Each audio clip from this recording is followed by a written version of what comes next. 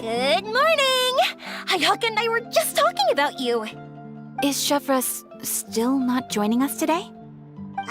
Probably not. We haven't seen her either. Huh? That's such a pity. Director Farina said that we've only got a few small scenes left before wrapping up the entire thing. She even said that she'll get me into a couple scenes, so everyone will have a chance to shine in front of the camera. We were also planning on having a victory feast once we're all finished filming. You can join us, right? If only Chevros was here. I still haven't taken a photo with her. I'm afraid that can't be helped. Those special patrol folks are like phantoms when they've got a case on their hands. But to be honest, I'm even more concerned by what I read in the Steambird earlier this morning.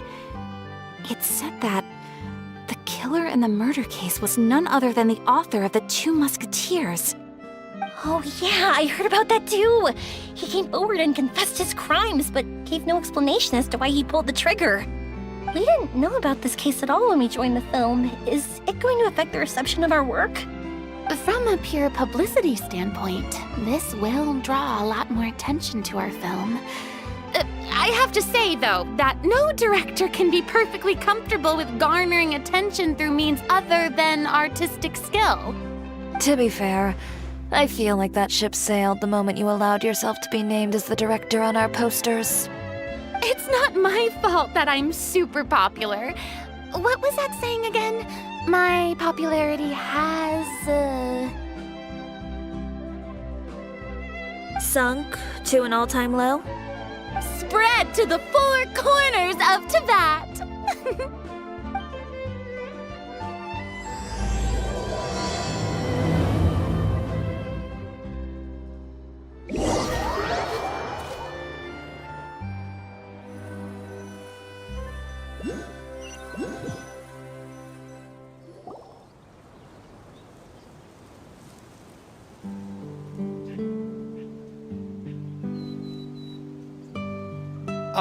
Excuse me, everyone. Xavier! Feels like it's been ages since we last saw you. I've been talking non-stop with the Film Association, and I'm absolutely swamped trying to coordinate the film's marketing. So forgive me for not being around more often, but please believe me when I say that I will make sure everyone's hard work gets the exposure it deserves. Oh, seems like you've been fighting your own battles. Yes, that's one way to put it. Oh, and before we begin the final round of filming, please allow me to finally introduce you to the original investor of our film, Mr. Morris. A pleasure to meet you all. Yes, glad to make your acquaintance, Mr. Morris. We've heard about the issues you've encountered with your financial situation, and genuinely hope that things have taken a turn for the better. Oh, well, the situation has indeed improved somewhat. Don't worry, Mr. Morris. Accidents and last-minute challenges happen all the time. There's no need to blame yourself over it. The good news is that we're almost done filming now, and I would even say that this is the best story I've ever seen. Is that so? I see, that's great news. All right, now that we've gotten all the pleasantries out of the way, let's get this show on the road. We'll mostly be filming typical people and scenery from the streets today to improve the sense of environmental ambiance in some parts of the film. Oh, and there'll be a cameo for Mr. Kamisato and Miss Yoimiya as well. They'll be used to show outsider perspectives on the fates of the Two Musketeers. That's right. Ayato should be here any minute. Excellent! Then let's start with the scenery shots. Camera and clapper loader, you're up. Yep, we'll be ready. Remember, all we need are some wide zoom shots of the streets. If you happen to find some particularly lovely patches of flowers and grass, feel free to grab some close-ups of those as well. Ready? Lights! Camera! Action! Okay, now move the camera slowly. Try to focus on that flower.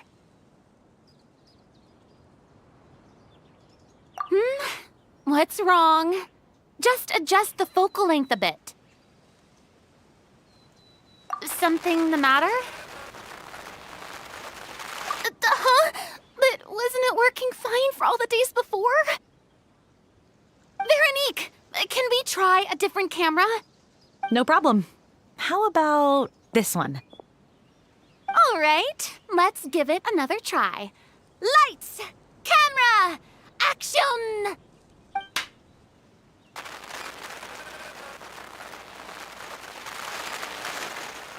Don't tell me.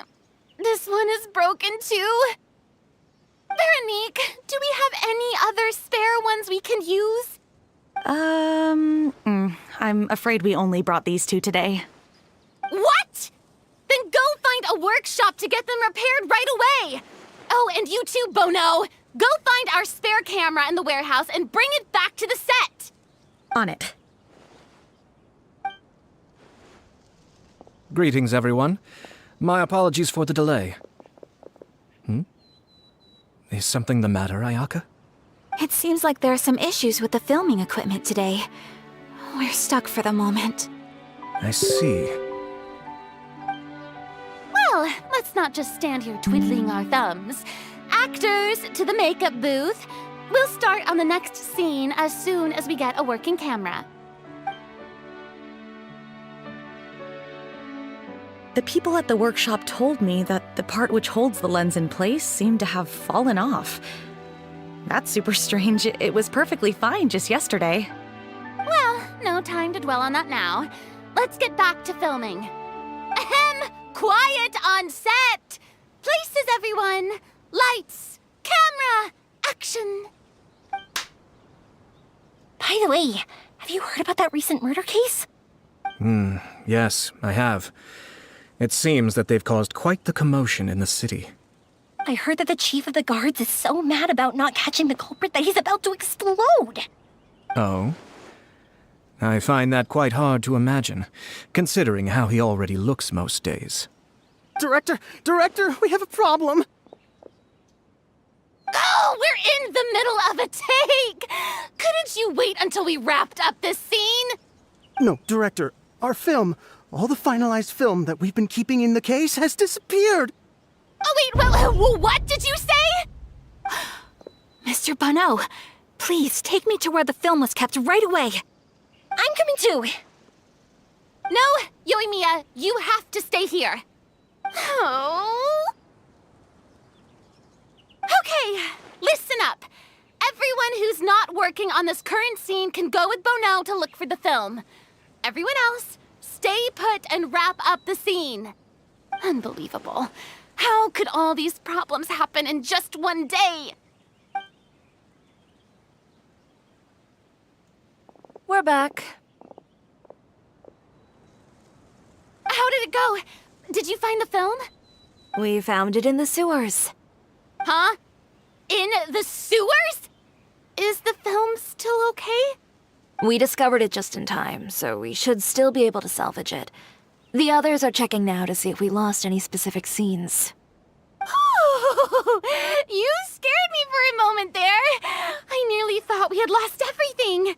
I really don't want to experience that feeling of despair again. Okay, but who could have stolen the film and dumped it there? Could it be, some competitors working on other films? But if they wanted to harass us, why wait until the last day? Okay, we don't have time to really look into it right now. Let's strike while the iron is still hot and wrap this thing up once and for all. Yeah, let's finish it.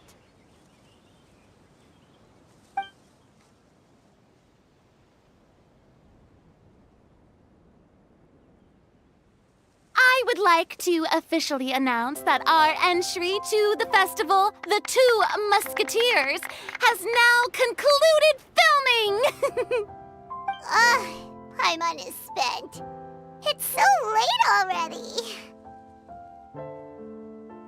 Even though the filming process proved to be extremely challenging, everyone provided valuable and unique contributions to the final product. Thank you all for your dedication and support. And just like Director Farina, I would also like to extend my most heartfelt thanks to all of you. Really, you've all helped me so much. All right. Let's save the awards speech for later and hopefully also get some rehearsals in before the real thing. Anyway, now it's time to party! Let's all make our way to the beach and have a celebration feast so loud and fun that even the blubber beast will want in. Party! Paimon wants to party!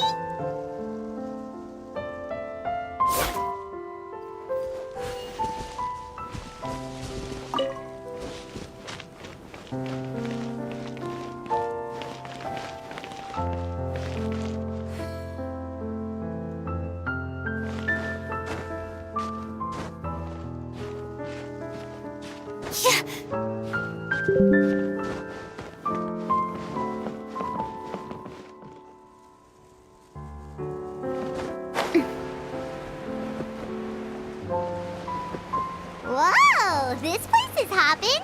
Everyone's finally getting to relax after wrapping up the film. Let's go chat with someone.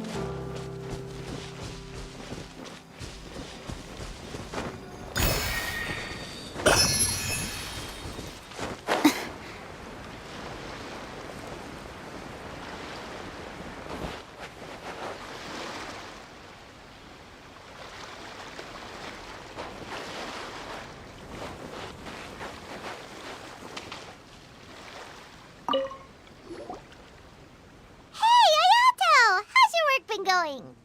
Everything went rather smoothly. Thank you for your concern. Ayato told me that we've already confirmed the dates for some Inazuma Fontaine cultural exchange events.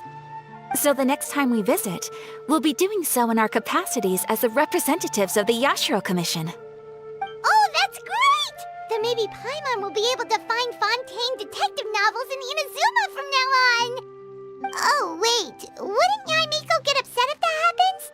That would be stealing some of her business. You've got a point. She's always complaining that light novels have become bland and too predictable after all. The cultural exchange won't only feature literatures of both nations, of course. We have also made plans for cross-cultural engagements in the fields of gourmet cuisine, toy making, and artisan craftsmanship.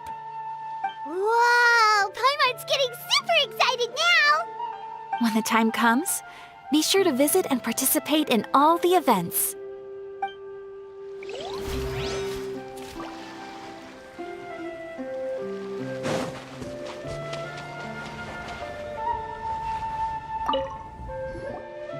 Farina! Oh, my darling clapper loader and camera operator. You've both worked really hard. Paimon thinks you worked even harder than us. Honestly, Paimon was getting a little tired of playing with the clapperboard by the end of it. Worst of all, Paimon started having dreams of you shouting, "Lights, camera, action!" into Paimon's ears. The actual dream can't even start until you've yelled that. Hey, if anything, shouldn't I be more grand and delightful than your dreams? We've been through so much together, and that's how your brain remembers me? That's not Paimon's fault. We've just used the clapperboard too much lately. Anyway, what's most important is that we've wrapped the film. I'm pretty confident that we'll take first prize. Hey, no need to mention the official name. Wait, now that you mention it, if we did win the prize, would Farina just get a statue of herself? Come on, I don't need that kind of attention. Xavier can accept the reward on our behalf. But just imagine! Farina accepting the Farina Award and holding a Farina statue. I'm going back to my dessert now. You all can keep discussing that on your own.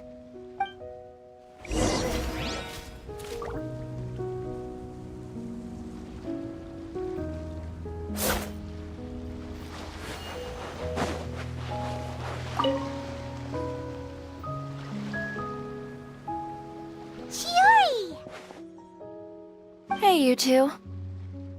Are you not really into these kinds of big social occasions? Not particularly. But this is still better than Fontaine Fashion Week. But if this film becomes a big hit, people will definitely come flocking to your shop. Yes, that's highly likely. As long as the film can premiere as planned. Are you still worried about the case? That and all the obstacles we had to face today. You're right. It's as if all our bad luck just manifested at once. But why today of all days? No. No, it's nothing. We've already delivered the film to the editors, so there should be nothing more to worry about. How are you doing, Mr. Morris? You having a good time? Well, you could say that. Do you happen to know when the party is scheduled to end?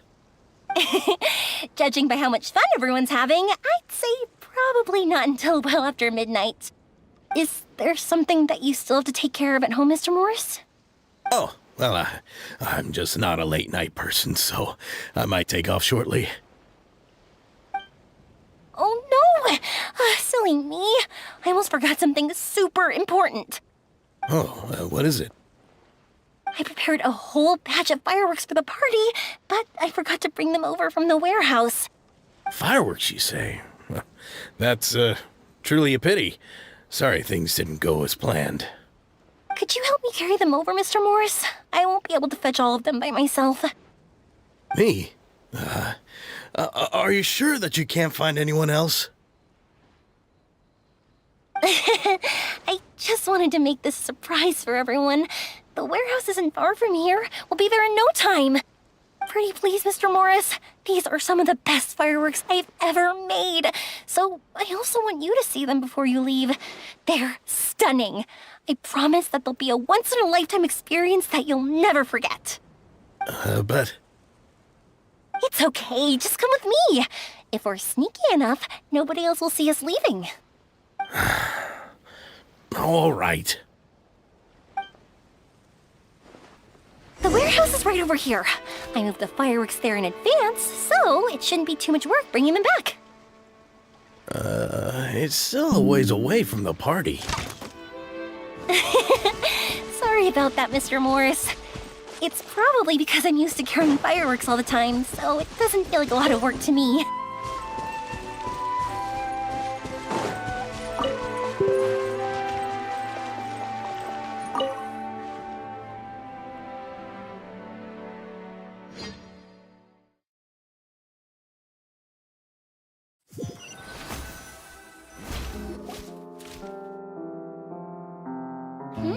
It's dark in here.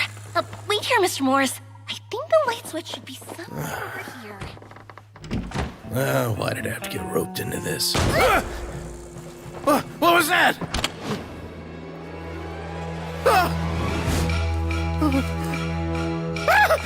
Who's there? Get me out! Get me out of here! Did you really think you'd get away, Morris?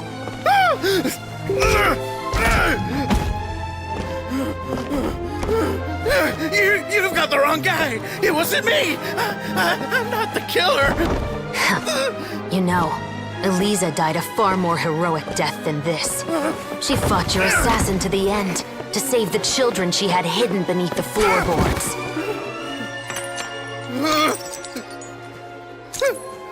That is Eliza's pendant. The one with a photo of you two inside. The one you gave her.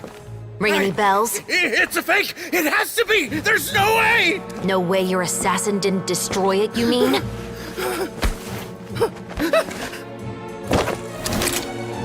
Did you ever love her, Morris?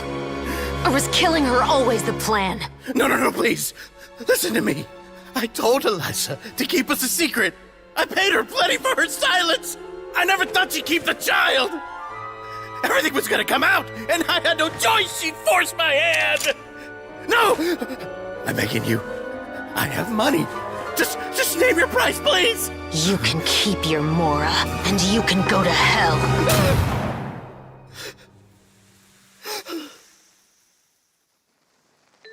I'm Captain Shovraz of the Special Patrol. Morris, You're under arrest for Eliza's murder.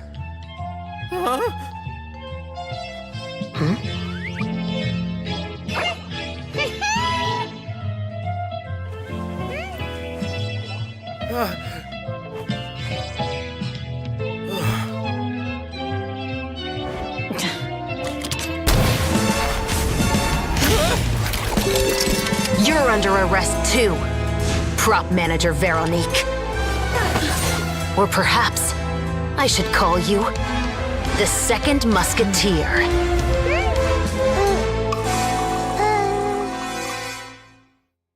Wait, what's going on? This wasn't in the script. Drop the gun, Veronique. Why? Why would you keep me from exacting revenge on this heartless monster? Drop your weapon. This is my final warning.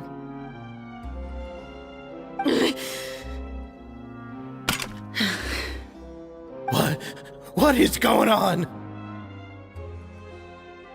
Do I have to spell it out for you, Morris? Everything that took place just now was staged to get you to confess the truth. But this last part is all improv, of course.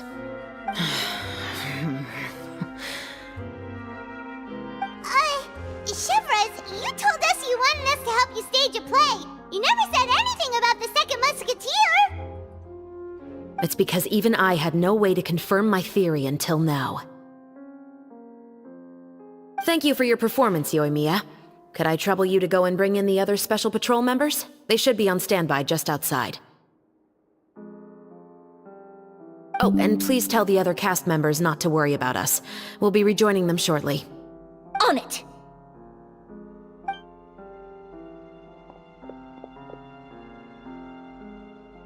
So what do you think, Morris? Care to talk about what happened 20 years ago?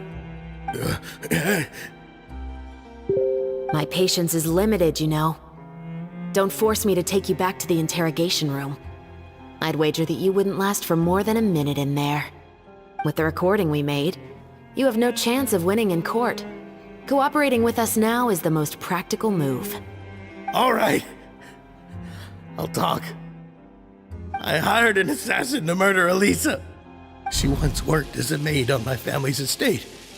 She was very beautiful, and after some time I fell for her.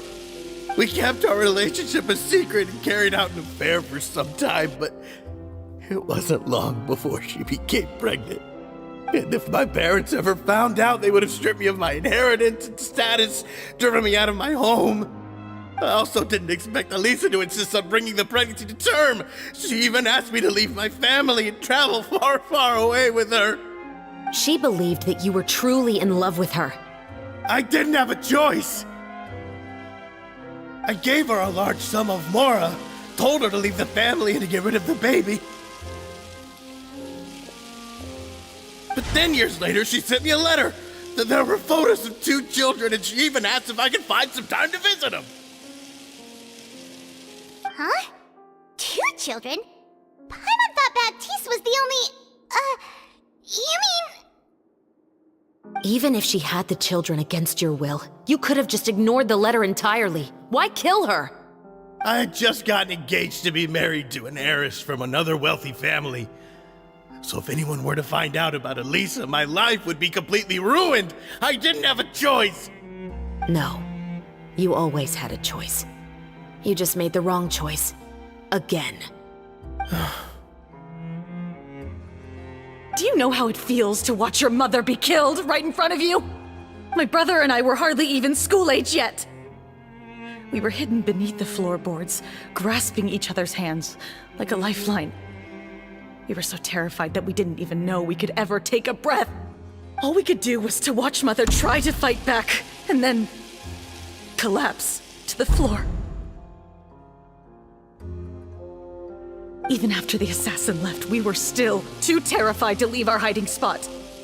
We thought that he might come back. It was only until the next evening when we finally climbed out and gathered around our mother. But she had already become cold and stiff to the touch. You made up your mind right then and there to bring this case to light. Not only that, we resolved to get our revenge. And that's why you became the Musketeers. No, that's why I became a musketeer! The man from before was also killed by me. My brother had nothing to do with it. I figured as much. You did? I once told these two that he didn't look like a killer to me. His confession from that night also rubbed me the wrong way. I think what really tipped me off was, how could I not feel a sense of regret in him? He confessed faster than any criminal I've ever met, but he didn't say a single word about you. He insisted that he was the sole perpetrator in the case. But after the questioning ended, I disassembled the musket we dug up from his backyard, put it in front of him, and told him to reassemble it. Wanna guess how far he got? He had no idea where to even start. He's never touched a gun in his life. Based on that, I determined that he was not acting alone. He only surrendered himself to draw our attention and create a moment of opportunity for his partner. So, I decided to play along. And as expected, the second musketeer followed us without hesitation once she saw Morris get separated from the rest of the cast. Besides, why else would he call the novel The Two Musketeers? But how did you know it was Veronique? I figured it out the moment Baptiste told me his father's name. That so-called financial crisis was all just a ruse. He just wanted to sign up as the investor and then leave the film without any source of funding. After all, he has a vested interest in minimizing the reach of this story. It's really just the same thing as what he did to Eliza all those years ago. Human scum. But then Xavier pulled out all the stops and got the film made against all odds. Morris couldn't have that. With the killer in custody, he figured it was safe to act. And so he came to visit the set today, just as I expected. Wait, so you were behind all those mishaps today?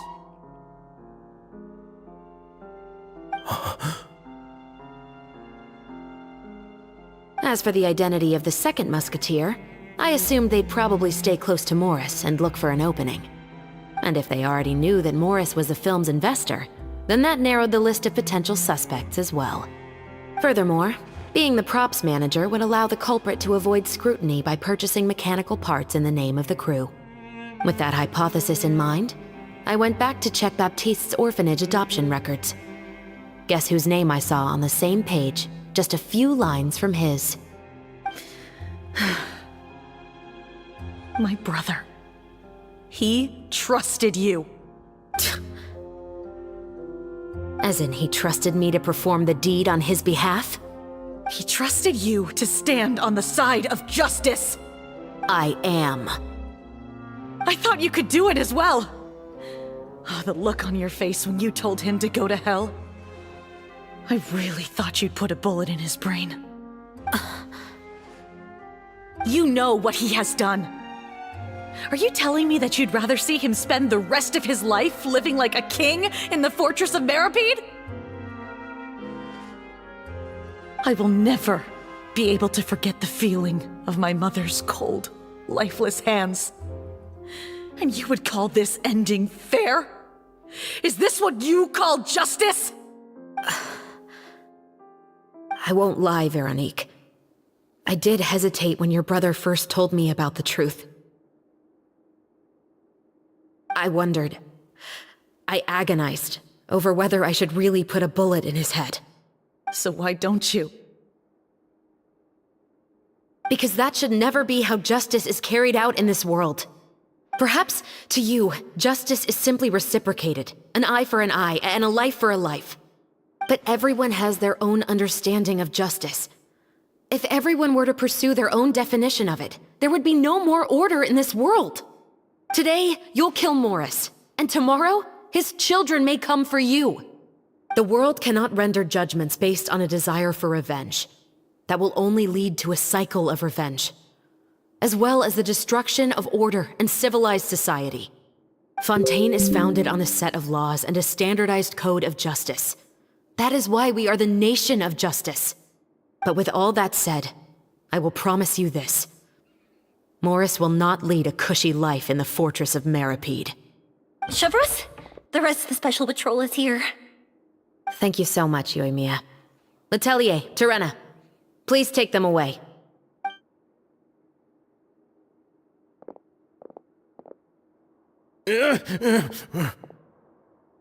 I still can't agree with your reasoning. I know. Justice has not been delivered. At least, not today.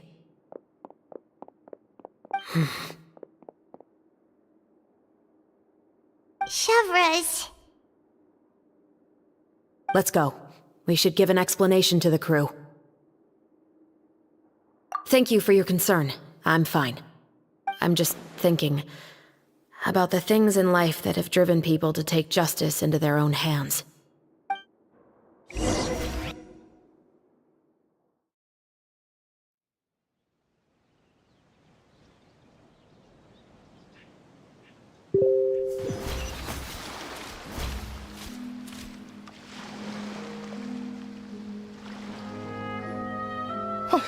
Who would have thought Morris would turn out to be...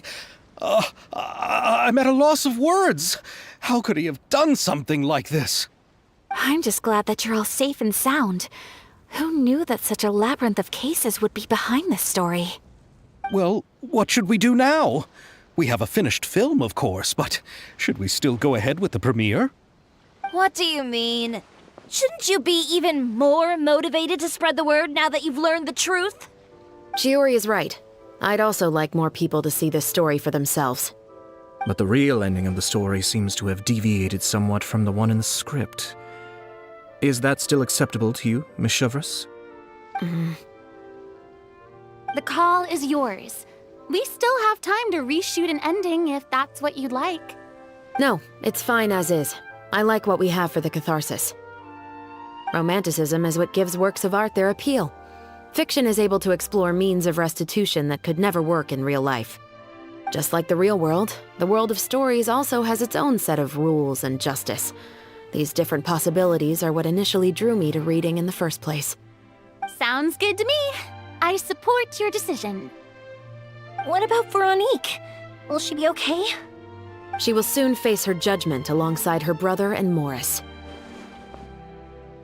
If I had to guess, they'll probably all be sent to the fortress of Meripede. I'll make sure to give Risley a heads up about it. Oh, you mean that kind of heads up? Exactly. Ahem. All right, then the matter's settled.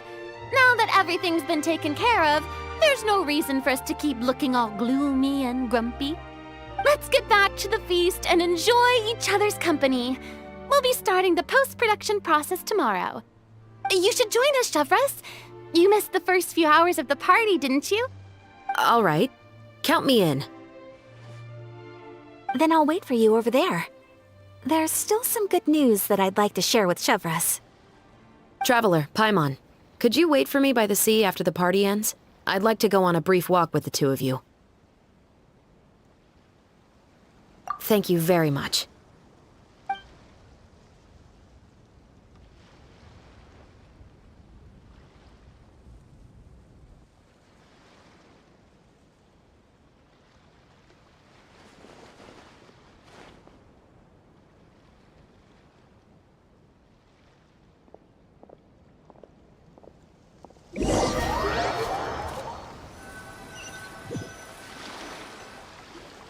Sorry for the wait.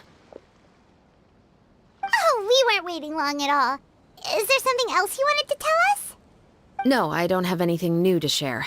I just felt that since you were my investigation partners, I should have another conversation with the two of you.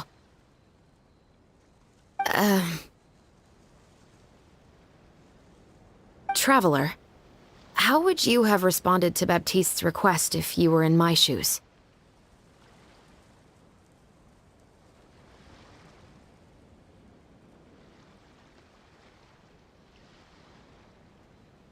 Is that so? Well, thanks for sharing.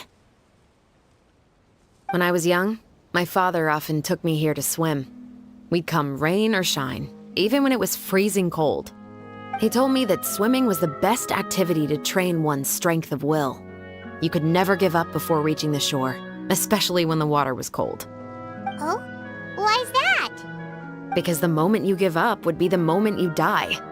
At that point, I still hadn't received my vision.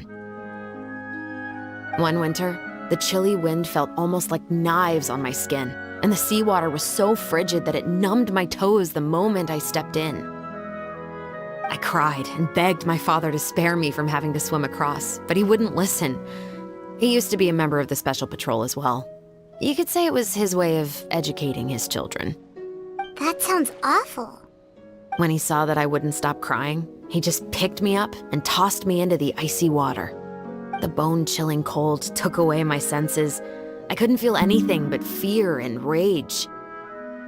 I waited for my father to save me, but one look and I knew he'd already started swimming for the opposite shore. I realized that if I were to give up, I really would die right then and there.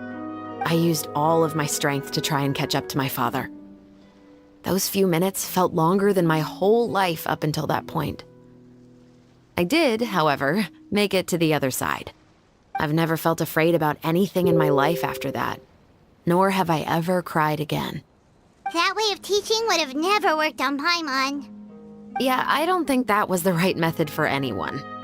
It's just that, working now as I am in the pursuit of justice, I still sometimes feel like I've been tossed into that winter sea all over again. The anger and the helplessness. Chevres. But the worse I feel, the more I know to never give up. The alternative would be to forever lose myself among the waves. Anyway, how about a race? Neither of us will drown, but we can still see who swims faster. You guys go ahead!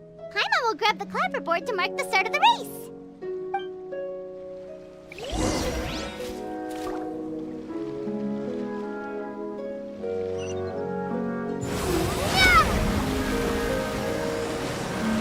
Water jet! Drop your weapons!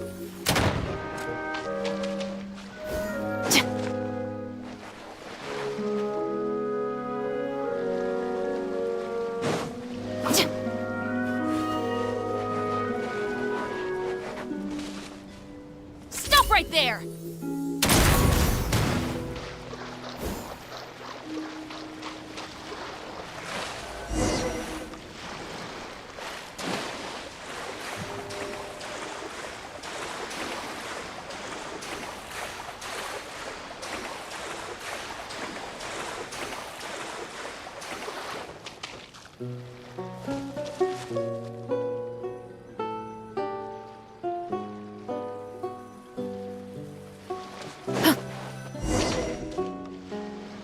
Whoa, that felt good. You were so fast in the water, Chevres. You were swimming even faster than Paimon can fly. So, about the Special Patrol. Did you join because of your dad? Partly, but I'd say I was more inspired by the heroes I read about in stories growing up. Oh, so it's due to your love of stories. Of course, it was only after I joined the Special Patrol that I learned that truth is often stranger than fiction. Come on, let's walk a bit more.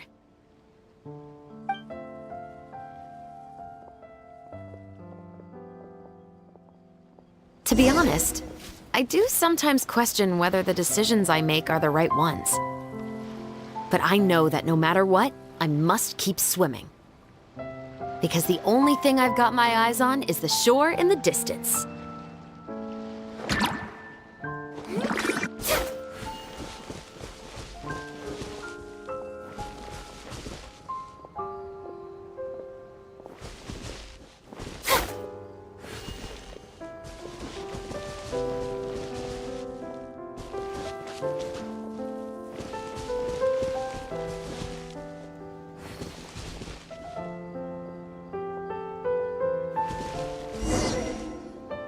Thank you for coming on this walk with me.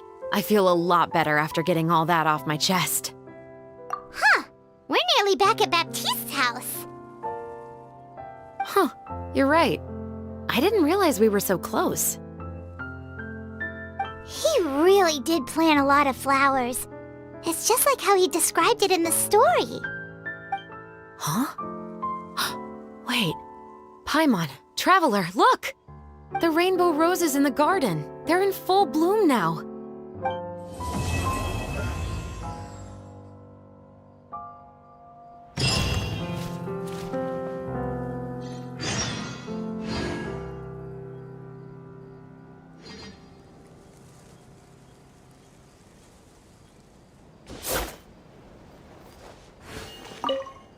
Even though it's a bit late, I must thank you for investigating this case with me. Not on behalf of the Special Patrol this time. It's a personal expression of gratitude from yours truly. Oh, you want to hear more about my father? To be honest, I didn't spend that much time with him. He was always busy with the Special Patrol, so he would often return home really late at night. Some nights, he didn't come home at all. Once, he didn't come home for a long time, maybe a whole week or so. When I went out to buy food, I learned that he had become a criminal, and by extension, that made me a criminal's daughter. But we can talk about that another day. I actually have a lot of sympathy for Veronique and Baptiste. I can understand the hatred they feel for their father. But that doesn't mean I'll allow them to walk the path of evil, even if it might lead to another sense of justice. Films are different from the real world. They're a form of art and represent the wishes in people's hearts. I adore the Two Musketeers, and I'm very happy to have had the opportunity to act the role as one. I can't wait to catch the film when it premieres in the Opera House. I'm looking forward to seeing the audience's reaction to the climactic ending. Thank you for looking out for me. I'll see you at the award ceremony. I'd be very surprised if we don't win.